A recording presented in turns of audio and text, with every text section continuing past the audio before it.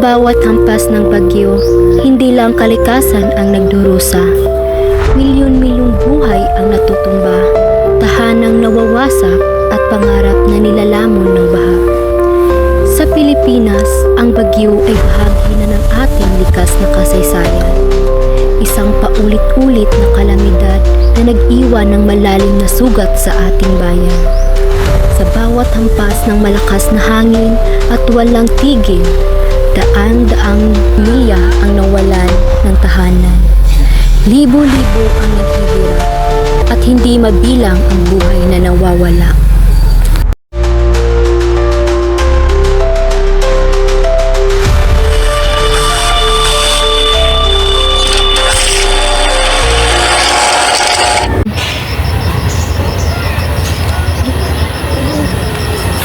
Ano nga ba ang bagyo at paano ito nabubuo? Ayon sa Philippine Atmospheric, Geophysical and Astronomical Services Administration o PAGASA, tinatayang mahigit 20 bagyo ang pumapasok sa bansa bawat taon. Pagtatalakay sa mga bagyo ay mahalaga upang matutunan ng mga Pilipino ang kahalagahan ng disaster preparedness at paghahanda sa anumang sakuna. Sa mga komunidad na madalas daanan ng bagyo, ang pagkakaroon ng evacuation plans, malilinis na drainage systems at matitibay na infrastruktura ay makakatulong sa pagbawas ng epekto ng kalamidad. Ang bawat bagyo na dumadaan ay may malaking epekto ito sa ekonomiya ng bansa, lalo na sa sektor ng agrikultura, industriya at infrastruktura. Kung ang mga tao ay may sapat na kaalaman at paghahanda, Mas mabilis na makabangon mula sa pinsala ng bagyo. Bukod sa mga material na aspekto, ang mental na kalusugan at emotional support ay kinakailangan din upang matulungan ang mga apektadong pamilya. Ang pinakamahalagang dahilan ng pagtalakay sa bagyo ay upang maprotektahan ang buhay at ari-arian ng mga mamamayan. Sa pamamagitan ng tamang impormasyon at paghahanda, maaaring mabawasan ang pinsala at pagkamatay ng dulot ng mga bagyo. Ang mga pagbaha, storm surge at landslide ay nagiging sanhi ng matinding pagkawalan. Kaya't ang pagbigay pansin sa mga ito ay isang hakbang upang maisalba ang buhay. Ang mga bagyo ay isang epekto sa pagbabago ng klima na patuloy na naranasan sa bansa. Ayon sa mga eksperto, ang global warming ang nagpapalakas sa mga bagyo. Kaya't ang pagtalakay sa paksa ay mahalaga upang maiparating sa mga tao ang pangangailangan ng pagbabago, lifestyle at kahalagahan sa pagtulong sa pangangalaga ng kalikasan. Sa ganitong paraan, ang mga mamayan ay magiging mas responsable at magiging bahagi ng solusyon sa paglaban ng climate change. Napakalakas na ng hangin pero hindi pa po tumatama ang sentro ng bagyo. Ika-6 na bagyo na ang bumabayo sa mga oras na ito sa Northern Luzon. Bagyong Odette na nalasa sa Visayas at Mindanao. Magandang hapon po. Ako nga po pala si Raul Carlos Avillanasa at ngayon ibabahagi ko sa inyo ang aking karanasan nung sumapit ang Bagyong Odette. So, hindi namin inaakala na sobrang lakas pala ng bagyong yun dahil sa naranasan namin nung umaga na yon ay naglalaro pa kami ng mga pinsan ko na basketball. Wala kaming ginawa dahil bago kasi sumapit ang Bagyong Odette ay may nauna ng bagyo at yun ang pinaghandaan namin. Kaya at ang bagyong yun ay hindi naman malakas kaya wala talaga ginawa. At pagsapit ng alas 3 ng hapon ay unti-unti na namin nararamdaman na unti-unti nang lumalakas ang hangin. Ngunit hindi pa rin kami naniniwala sa ganong pangyayari. Kahit malakas na ang hangin noon ay nagawa ko pa ngang matulog tapos pagsapit ng alas 7 ng gabi ay nagising na lang ako na unti-unti nang nagsisigawan ang aking mga kapitbahay dahil sobrang lakas na ng hangin at ang bintana namin ay nahuhulog na ang mga jealousy at nababasag yun kaya gising ako ay agad akong tumakbo sa aming sala at alam ko naman na nasa ligtas na lugar ako dahil matibay ang pagkakagawa ng bahay ng lola ko at sa labas ay naririnig ko na nagtatakbuhan ng aking mga kapitbahay papunta sa bahay ng lola namin para doon sila mag-evacuate. At Bantang alas 10 ng gabi ay doon na simulang lumakas ang bugso ng hangin at bumuhos ng napakalakas na ulan, at dulot ng napakalakas na hangin ay nasira ang pintuan ng aming sala at unti-unti nang pumasok ang tubig sa aming sala, at sa aming kusina naman ay halos wasak-wasak na ang mga pinggan at ang mga baso ay nahuhulog at nawasak, at ang bubong sa aming kusina ay halos lahat ng yero ay may dinala ng hangin. Pagsapit ng madaling araw ay nararamdaman namin na unti-unti nang humihina ang hangin at ang ulan, ay napagdesisyonan ng aking mga tiyuhin at mga pinsan na lumabas upang tignan ang mga bahay nila at ang mga alaga nilang hayop. At pagkalabas namin ay napakasakit sa aming pakiramdam na makita ang bahay ng aming mga pinsan at mga tiyuhin na wasak talaga, at ang bahay ng isa kong pinsan ay nabaliktad talaga ng lubusan at wasak na wasak talaga, at ang bahay ng kambing ko ay nahulugan ng napakamalaking sanga ng kahoy, kaya namatay ang 3 kong kambing. Tapos ang baka naman ng aking tiyuhin ay nadaganan ng napakalaking puno ng nyug, kaya namatay din ito. Kaya simula nung naranasan namin ang bagyong Odette ay kapag nalaman namin o nabalitaan namin na may parating na bagyo ay pinaghahandaan namin ito kahit mahina, dahil hindi na namin gustong maranasan ulit ang pagkasira ng aming pangkabuhayan. Yun lamang po. Sa bagyong Odette, ma'am, sa umaga niyan ay nagtitinda pa ako sa sari-sari store. At grabe talaga yung hangin, humahampas talaga. Kaya naisipan ko na isira na lang yung tindahan. Kaya umuwi ako sa amin. At pagsapit na alas 5 sa hapon, grabe na talaga yung hangin. At pag mga alas 7 o alas 8 na ng gabi, grabe, hindi mo talaga mai-imagine pag tumingin ka sa bintana. At yung mga alas 8:30 na is may kumakatok sa amin na sinasabi na, Tete, ablihi mi. Kay yung bahay namin ay concrete, so wala silang ibang mababakwitan kundi sa amin lang. Sa pagsapit po ng alas 11 o alas 12 po, hindi ko na po naalala kung anong oras po yon. Grabe na po talaga yung pag-alala namin kasi po yung bahay po namin, ma'am, is may malaking puno sa gilid, at yung kapitbahay namin is may puno din. So yung time na yun is natumba talaga yung puno kasama yung ugat. So sobra po talagang nag-aalala at nagpapanik po kami that time. Hindi po talaga kami makatulog, as in po man sa pagpapanik po sa amin. At yung mama ko po, ma'am, is may narinig po siya na bata na tumatawag na ma. So pagsilip niya sa bintana is wala namang tao. Hindi po talaga namin malilimutan ang trahedya na yun, ma'am, dahil doon pa lang po sa tunog ng hangin ni Odette, hindi na po talaga, grabe po talaga. At pagsapit ng umaga niyan is wala na yun, wala nang uwan, wala nang hangin. So pagbukas po ng aming pinto, ma'am, grabe, ma'am, wala ka po talaga makikita, ma'am. Puro na lang po blurred yung makikita mo, at ang like warm po, ma'am, ang nasa paligid, ma'am. Kaya pag sapit ng mga alas 7 is may araw na. So naglilibot po kami at papunta ng kapitbahay namin, at doon ko po talaga nakita na wala na yung mga bubong nila, at grabe po talaga yung pagpapanik ko, ma'am, dahil doon ko po nakita first time po na buong bubong po talaga yung lumipad. So yung bubong na po iyon is galing pa sa ibabang parte ng aming lugar. So grabe, sobra pong talagang lakas ng hangin.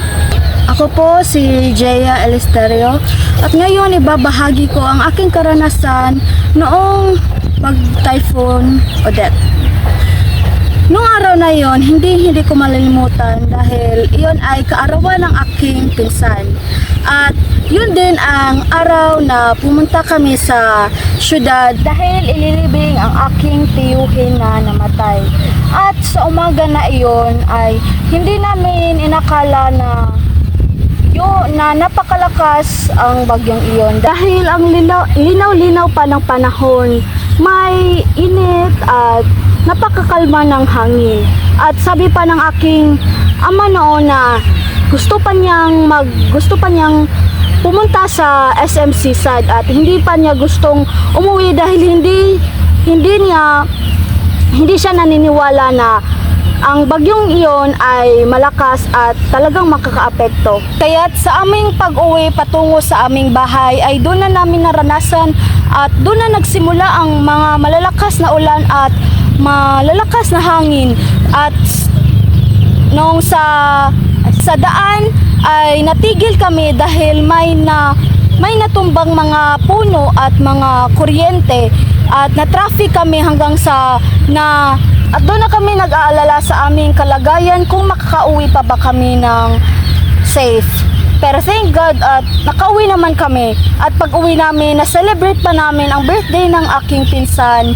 At pagkatapos namin kumain, doon na nag-brown out at doon na lumagapak ang napakalakas na hangin at doon na kami nagpanik. Sa gabing iyon ay mayroong kaming mga kapitbahay na umiiyak at sumasaklolo dahil ang kanilang mga bahay ay nagigiba na. At sa amin ay hindi gaanong nagiba dahil sementado naman iyon, kaya doon namin pinasilong ang aming mga kapitbahay na nawawala na ng kanilang bubong at umiiyak na. Naalala ko pa, mga 3 pamilya yon ang pinatuloy namin sa aming bahay. May mga bata na sanggol, mayroon ding mga matanda na pinatuloy namin dahil wala talaga sila. At doon sa loob ng aming bahay, kami ay nagdarasal lamang at hindi na kami nakatulog. Kinabukasan, paglabas ko sa aking bahay, ay unang bumungad ang bahay ng aking kapitbahay na nawasak talaga. Walang natira o walang nanatiling nakatayo na pader sa kanyang bahay. At hindi na maitsura ang aming daan, ang kalsada, dahil wala nang makikitang kalsada dahil ito ay napuno ng mga kahoy na nabali at mga sanga, mga dahon at mga basura. Nakakagimbal ang mga pangyayaring iyon dahil merong mga pamilya ang nagbagong buhay dahil ang kanilang mga bahay ay nawasak at ang kanilang mga hayupan ay namamatay at mga pamumuhay ay naapekto. Kaya pagkalipas ng mga ilang araw, ang buhay namin ay tila nagbago at tila nag-pause dahil wala kaming signal, hindi kami makakontak sa mga mahal namin na malalayo at talagang walang kuryente. At kami ay tila namuhay sa sinaunang panahon kung saan ay lahat ay sa natural na paraan ginagawa. Sa panahon ng Bagyong Odette, hindi talaga namin inasahan na ganun pala ang nangyari. Dahil nalalaman na lang namin na may bagyo, ngunit nakasanayan talaga sa amin na pag may bagyo, sa ibang lugar lang yung tatama at hindi maepektuhan yung lugar namin. At sa umaga na yun, ang linaw-linaw talaga ng paligid. Hindi mo maisipan na may kalamidad na paparating. At iyon ang pinakamasakit at hindi madaling makalimutan dahil yun ay bakit napakalakas ng hampas ng hangin. At yun, nagtitipon kami sa isang kwarto ang buong pamilya ko at doon lang kami sa kwarto nagtatago at nanatili hanggang matutulog na kami. At nagising na lang ako dahil sa malakas na hangin at yung napakalakas at nakakakilabot at hindi ko inasahang nakakaiyak na lang ako talaga dahil natatakot ako. At pagtingin ko sa itaas sa aming bubong, nasyashock talaga ako dahil yung bubong namin para nandalhin ng hangin at yun, umiiyak ako. At hindi na ako nakakabalik ng tulog. Sa pagsapit ng umaga, mga alas 5, may liwanag na ng araw at lumalabas kami ng aking inay at pagtingin namin sa kapitbahay namin, nagulat talaga kami dahil yung bahay nila ay walang-wala na talaga, nawawasak talaga. Ako nga pala si Ronaldin Ann Perpetua at ang aking karanasan ng hindi ko makalimutan ay ang bagyong noong 2021. Nung araw na yon ay pinagsabihan kami sa aming inay na maghanda dahil may paparating daw na bagyo. So iyon, naghanda kami at ang bagyo na yon ay hindi talaga namin inaasahan na napakalakas pala at sobra talaga akong natakot noon at pagkataranta ko na binuksan ko ang pinto, then sobrang nakakatakot yun. At mga alas 6 ng hapon ay, di ba, malakas na ang hangin nun at ang aking ama ay wala pa at aking kapatid. So, natatakot talaga ako na kung ano na nangyari sa kanila. At pagdating nila ay naglipat sila sa mga sa hayop upang para hindi maapektuhan at inilagay nila sa bahay ng aming kapitbahay na wala nang nakatira doon.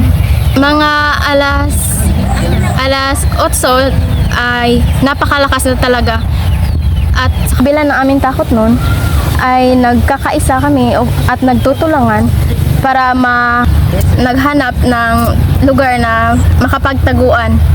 At aking ama ay naghanap ng paraan na magtago kami sa lamisa dahil wala na kaming bubong noon at naggiginaw na kami dahil sa lamig ng hangin.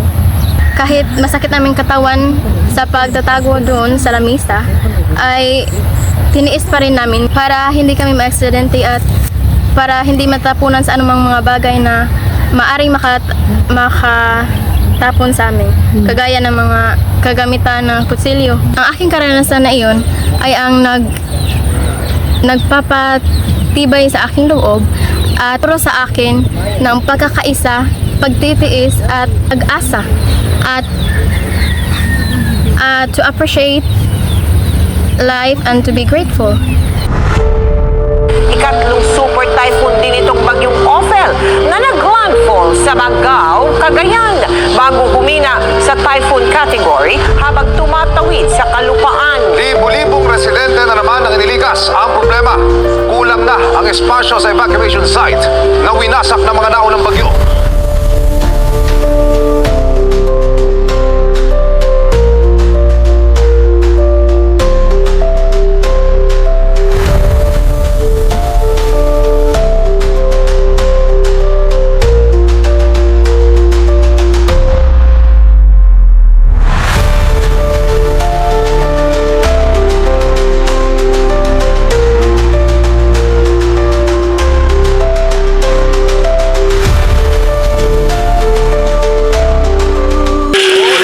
Sa akong mga kamag-anak, akong mga kapatid, akong anak nandoon sa Manila. Ay, mamukod ba kay Baruhira dinig? Di pa alam yun. Nandito ako ngayon, tatay na ipitan. Bato, malaking bato. Hindi alam na. Kasi nandun po sa Manila. Nandun na sa Manila. Hindi alam yun nga. Naipit ng iyang tatay.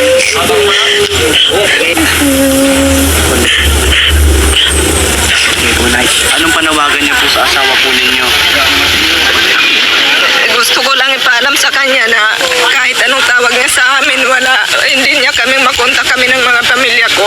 Kasi wala ngayon, hindi ko po alam kung kailan magkakasignal at saka wala na kami mga cellphone. Wala na kami makontak, matawagan. Gusto kong manawagan kay presidente yung makarating talaga itong istorya dito sa kanya. Alam ko na hindi lang itong tinamaan. Yan talaga ang ko panalangin na makarating sa kanya. Dahil gusto kong matulungan ang mga kapatid ko, kawawa sila. Parang nakaasa na lang po kami sa mga taong tutulong talaga sa amin. Yung mga taong may malasakit, yung mga taong may awa sa amin. Doon na lang po talaga kami aasa sa tulong nila. Paano yung nalubog talaga ng bahay? Opo, putik na po yan. Kasi the time po kasi ng pag-declare ng bagyo, nakapag-Zoom meeting pa po kami ng lungsod. Kinabukasan 5 AM pa lang basa na ako, nag-ikot na ako ng mga nasa gilid ko, lalo na eyepiece ko, pinababa ko na po talaga. Naawa naman Diyos sumunod. Kaya lang medyo okay ba, hindi sanay, pinagtatawanan ako that time kasi ang ilog ko, babaw eh. Kaya para daw panik na panik ako. Taga Mindanao po kasi ako, kaya alam ko ang bagyo na hindi ordinaryo. Kaya sabi ko, maniwala na po kayo, mayroon hong ilan na ayaw talaga. 4 times kong pinagbalik-balikan, makiusap, makiawa. Pero nakadala po tayo ng almost 300 plus na pinagkasya ko sa 2 building na yan. And the time, hindi ko, for the first time na nangyari ma'am, na umabot ang tubig dito. Marami na ho kaming bahanga sa gupa, pero hindi tulad nito. Mabay po ata high tide ng Opo, buti nga po, nasa 1.5 lang. Kasi kung nag 2.0 po, malamang yung evacuation ko, muling ako ng another evacuation kasi malulubog ho kami dyan. Sa lakas ng hangin, hindi ordinaryo ang lakas. Ito, kailan lang ho nagawa to. Tignan niyo yung mukha. Halos niyupi ng hangin talaga. Hangin talagang pinakamalakas. Grabe kayo mamoy, kadang kong balon, hindi ka speak na mo, pinahitabo na mo doon. Ilan ang kakatuig na puyo gani mo? Ang sanang lugar gani mo? Alegria. Ilan ang kakatuig gani mo? Ako, naabot ko rin kayo, taga Malabuyok, Magugko, namilyo ko taga dire, 1990, dire na ko. Mabagbubagyo magyali siya, dili raman maunsa mong malay, karon na yun di ma'am. Wala doon, burot among kuwan. Lagod mi na punit ma'am. So kaya kayo kayo, iwas ako mga anak. Ako, nalaring yun eh. Asa man mo tantay mo pagpagyo na mo? Oo, nalimi anak ko, malimi anak balay ma'am, kanang naida kong balay diya. Karag yung media tanan, dire, kami. Ang matigulang taon, lisod kayo, birahon. Dili mo birahon, bigyan sila po. Unsam sa mga storm surge dako ang dagat? Sponsor yun ma'am. Ang pagkit siya nga, kinapusgan yung bawod ma'am, nga wala pa sus balay, murag kay dalwig. First time to First time marinig ma'am. ako. Abot ang tubig diri Mader. Abot ma'am, sir. Ura na ni dagat ang tanaw din eh. Typhoon ulit, malakas ang alon dito eh. Pag lumabas mo magabi, hindi ka kalabas eh. Malakas ang hangin, malakas ang alon. Nasira eh. Yan na lasok sa pader. Walang mga buhayan. Yun ang pinakamahirap na nagiba yung bangka.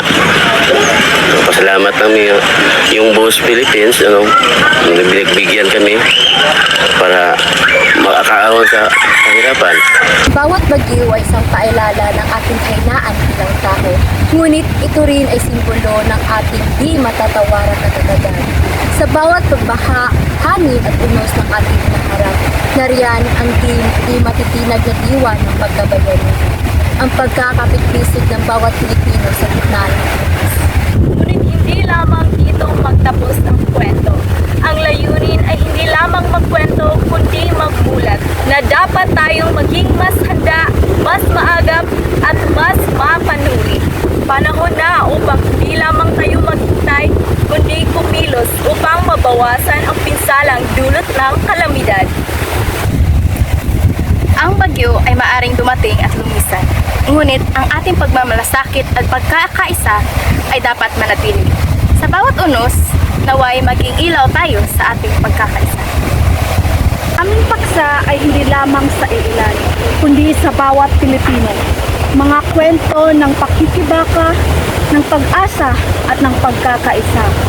Layunin naming muling ipaalala sa bawat isa sa atin ang kahalagahan ng pagkilala ng ating ugat, ng pagbibigay boses at ng pagkilos para sa mas magandang kinabukasan. Huwag nating iyak. Tapos magpatuloy tayo sa paggawa, pagmamahal at pagkakala bago para sa bayan, para sa kapwa at para sa ating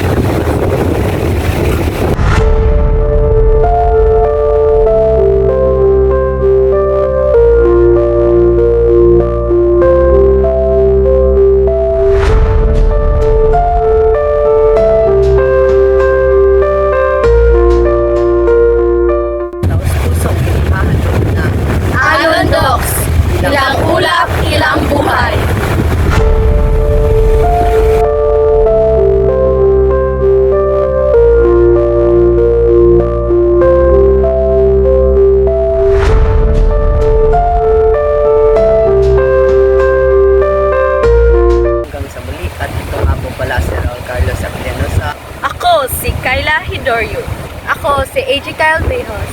At ako naman si Ronaldine Perpetua. At ako naman si Jaya Elesterio.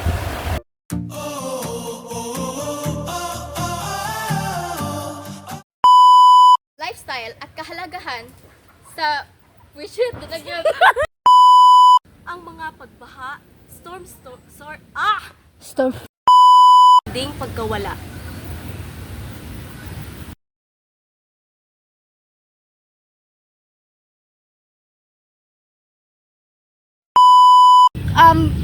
Silingan namin. Kapit bahay. Manto. Sa mo kay kanang wala na jud mi nakita Oo. sa panawan. Go.